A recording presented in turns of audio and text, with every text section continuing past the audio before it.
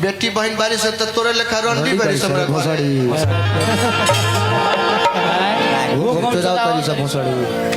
बेटी बहन बारी से तो तोरे लेखा रंडी नहीं के सक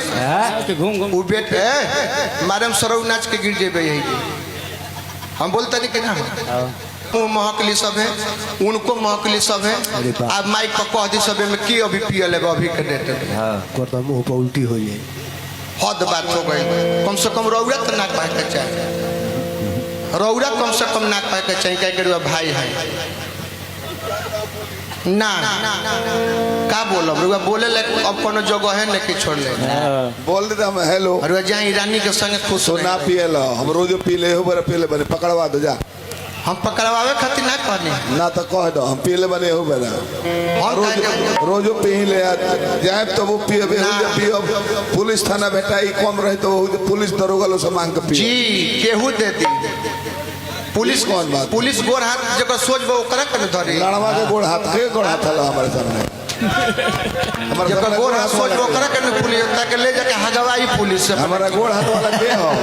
गोड़ हाथ वाला लो हमार लाड़ चटला बैठ के जा हां तो जे चाटत होई चाटो भैया हमार सटा होता तो अरुआ रानी के लेके खुश रही माने ला ठीक बा ना मन मतलब कोनो बात नहीं अरुआ रानी के लेके खुश रही रहो लड़वा करानी अरे को जाने के चोट के भेज देनी ऐसे हां तब फिर कौना बात पर रानी को उतना थी पहले हमने के बुलावले अभी कत हमने बुलावला के नहीं हम बुलावला के जे कोई लड़ा जानता था हर वीडियो हम देखे कि तू का कहले बड़ू का कहले बड़ी हां तो नहीं जानता बीच में ये काम बा ता लोग वीडियो देखत रही कौन का कहले बा ना तब जब नहीं जाना तो बोलबे मत करियो काहे कि लोग भाई के बात रहल ना दोसर ब्याज के बात ना रहल हमारे जगह पर केहू ब्यास रही तो कहती जाएगी लगी पूरा भाई के मैटर बा रुआ जानता नहीं कि हम रउआ खातिर का है रउआ हमरा खातिर का है रुआ काहे बोलनी है यहाँ ब्यास के बात नहीं कहीं भाई वाला मैटर बात है यहाँ ये बात के हमरा दुख लगल बरुआ से ये बात पर ध्यान रखें ना रउरा बुर्बक बनी ना हम बुर्बक बनी भाई लोग संगे बात तो हमनी से न बा ये लोग के सिखौले पढ़ल में ना रउआ बोल सकले ना हम बोल सकले ये बात पर भैया और रउआ बात के दुख लागी काहे कि उतना रउरो हमरा के मानी ले हम रउआ के मानी ले दोसर के हम जानबो ना कइले के ब्यास के का है ओसे मतलब नहीं यही से कहनी है पियला में पकड़ैला के तो ना दोगला तू हुआ ना दोगला हम है लागल बा यूट्यूब में कहता कि ना तू दोगला हुआ ना दोगला हम है हमने के वो जीवन में कबो ना हो मौका तो जन्मो दिया जाए हमने के वो ना है जा समय बताई